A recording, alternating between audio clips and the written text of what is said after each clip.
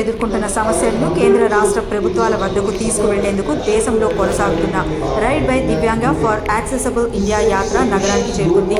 ఈ సందర్భంగా సోమాజిగూడ ప్రెస్ క్లబ్లో ఏర్పాటు చేసిన విలేకరుల సమావేశంలో సంగటి ఫౌండేషన్ వ్యవస్థాపకులు సుధీర్, ఐడియా బైట్ సంస్థ ఎండి శ్రీనివాసరెడ్డితో కలిసి మాట్లాడారు.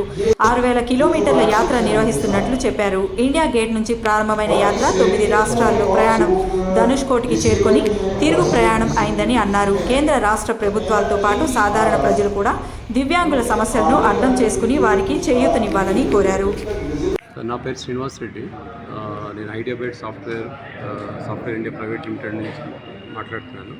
నేను సంగటి ఫౌండేషన్ వాళ్ళతో ఒక 5 ఇయర్స్ నుంచి అసోసియేట్ అయ్యాను. సంగటి ఫౌండేషన్ అనేది ఒక డిజేబిలిటీ వాళ్ళకి యాక్సెసిబిలిటీ పెంచాలనే ఒక విజన్ తోటి స్టార్ట్ చేసింది.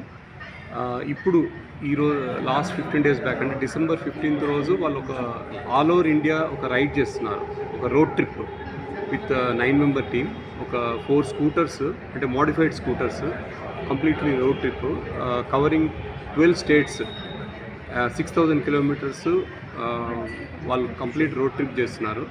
వాళ్ళ ముఖ్య ఉద్దేశం ఏంటంటే యాక్సెసిబిలిటీ. అంటే ఇప్పుడు ఒక ఇన్ఫ్రాస్ట్రక్చర్ తీసుకుంటే మనం హోటల్ ఇండస్ట్రీ కానీ, లేకపోతే పబ్లిక్ ఆఫీసెస్ కానీ, ఈవెన్ పబ్లిక్ స్పేసెస్ కానీ మనకు ఒక